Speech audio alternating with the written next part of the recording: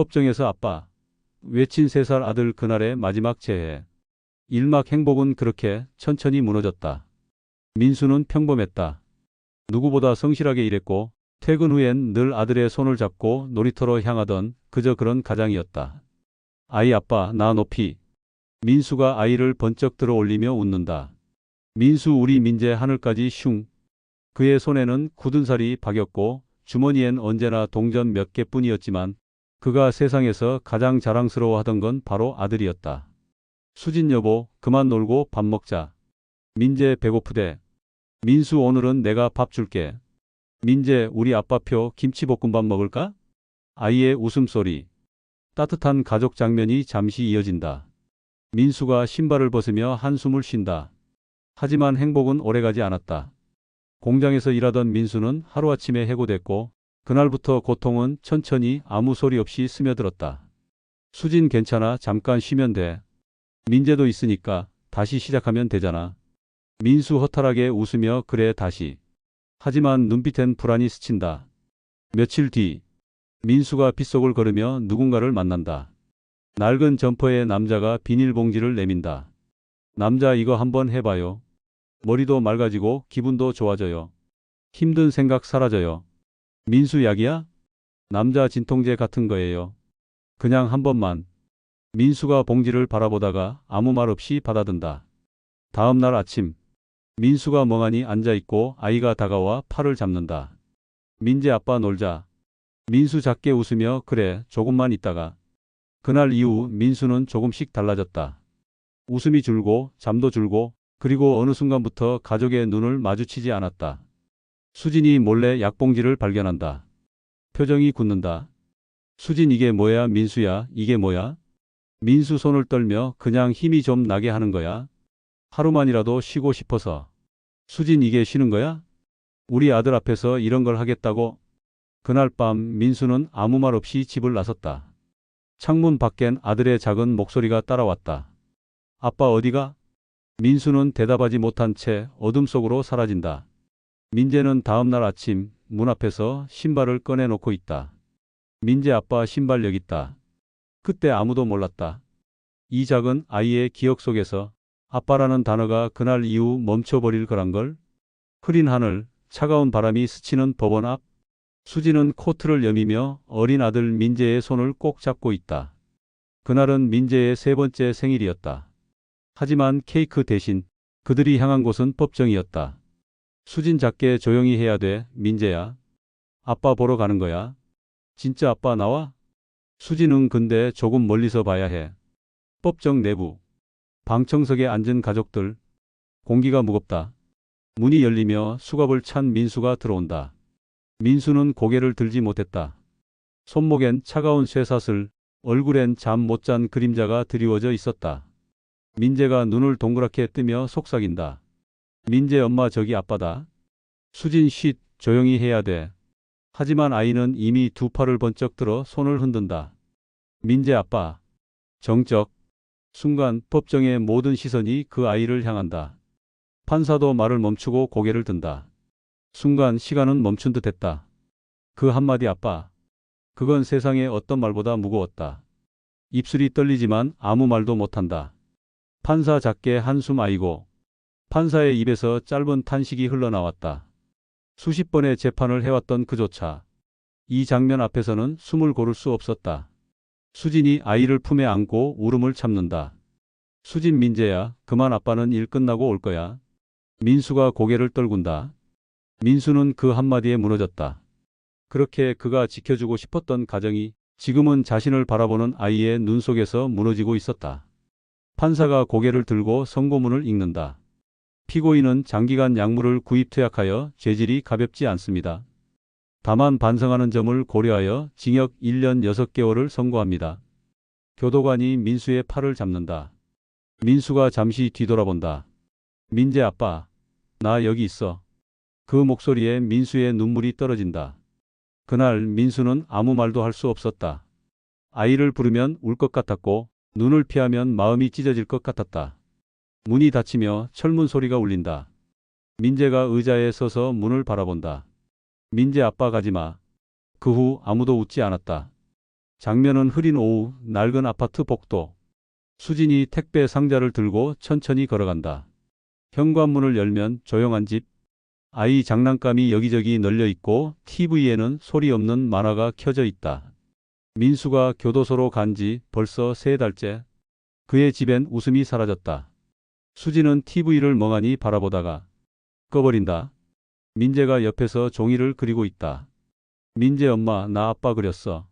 종이엔 수갑찬 아빠와 아빠 옆에서 손 흔드는 아이의 그림이 있다.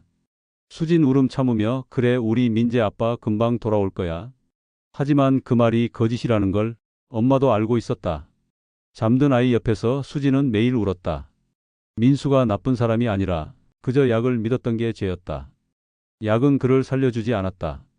오히려 천천히 그의 손에서 가족을 빼앗아갔다. 다음 날 아침, 민재가 식탁에서 혼자 밥을 먹는다. 민재 엄마, 아빠 밥은? 수진 잠시 멈추며 아빠는 멀리 일하러 갔어. 민재 그럼 전화는 언제 해? 수진 곧 할 거야. 아빠는 민재 제일 좋아하잖아.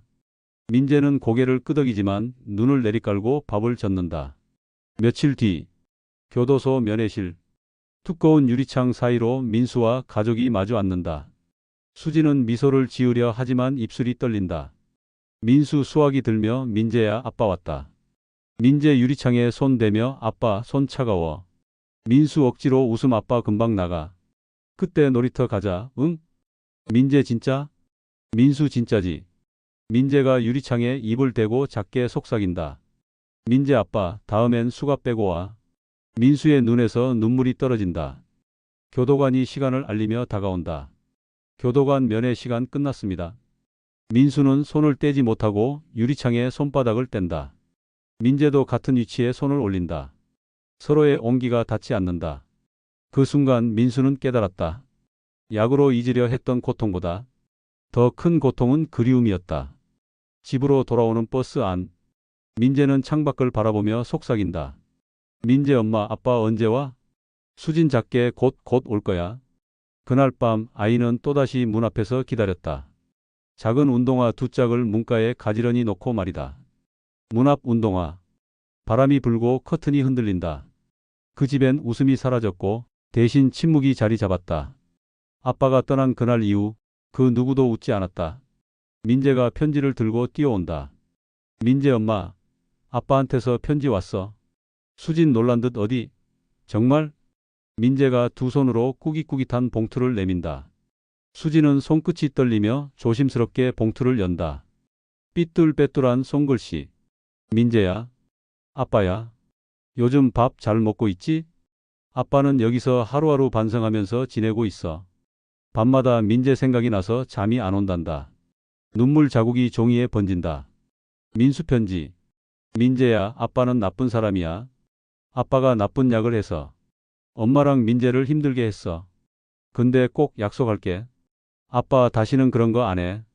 아빠 꼭 돌아갈 거야. 그때 놀이터 가자.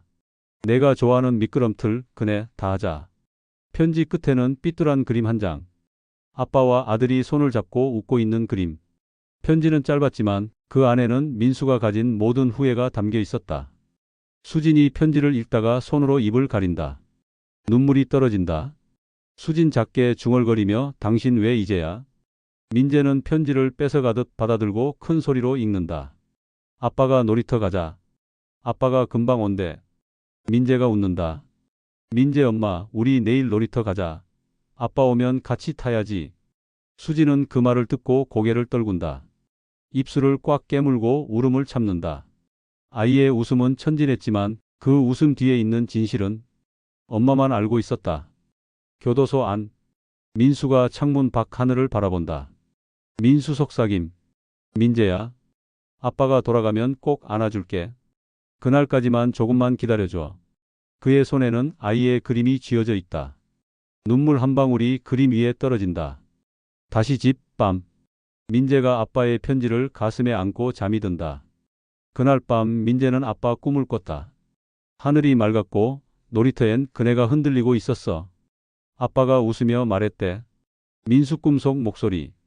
민재야, 아빠 왔다. 민재가 두 팔을 벌려 달려간다. 그 순간 화면이 서서히 희미해진다. 꿈속에서는 그리움이 통하지만 현실에서는 편지 한 장으로밖에 닿지 않았다. 편지 한 장이 희망이 되었고 그 희망 하나로 하루를 버텼던 가족. 그날 이후 민재는 매일 편지를 기다렸다. 찬 바람이 스며드는 독방 안 재우는 낡은 펜으로 편지를 쓰고 있다. 손끝이 얼어붙었지만 한자 한자 또박또박 써 내려간다. 민재야, 아빠가 많이 미안하다. 아빠는 약 때문에 너한테 아빠라고 불릴 자격도 잃었어. 하지만 너한테는 절대 그런 어른이 되지 않았으면 좋겠어. 그의 눈앞에는 아들의 얼굴이 떠오른다. 법정에서 아빠 하고 외치던 그 한마디. 그 한마디가 매일 밤 재훈의 가슴을 후벼 판다. 그는 하루도 빠짐없이 운동을 하고 중독 치료 프로그램에도 성실히 참여한다. 다른 재소자들이 놀린다. 야, 약쟁이가 아빠 코스프레 하네? 그는 조용히 웃으며 대답한다. 그래. 난 이제 진짜 아빠가 될 거야. 1년 6개월 뒤 출소날. 회색 하늘 아래 철문이 열리고 재훈이 걸어 나온다. 손엔 낡은 편지 봉투 하나뿐. 그 속에는 아들을 위해 그린 서툰 그림. 아빠랑 민재랑 다시 만나자 라고 적힌 크레용 낙서. 민재는 5살이 되었다. 어린이집 문 앞에서 친구 아빠들이 아이들을 데리러 오는 모습을 바라본다. 그때 한 남자가 조심스레 걸어온다. 마스크에 모자를 눌러 쓴 재훈. 아이와 눈이 마주친다. 순간 아이는 멈칫하다가 천천히 입을 연다. 아빠? 재훈은 눈을 꾹 감는다. 눈물 한 줄기가 떨어진다. 그래, 민재야. 아빠야. 이제 진짜 아빠야. 약물은 한 사람의 삶만 망치지 않아. 가족의 꿈도 아이의 웃음도 함께 앗아가지. 하지만 진심으로 회개한 사람에겐 두 번째 기회가 주어질 수도 있어. 이제는 희망의 시작으로 들린다. 한순간의 선택이 가족의 미래를 바꿉니다. 약물 없는 세상, 아이들의 웃음을 지켜주세요.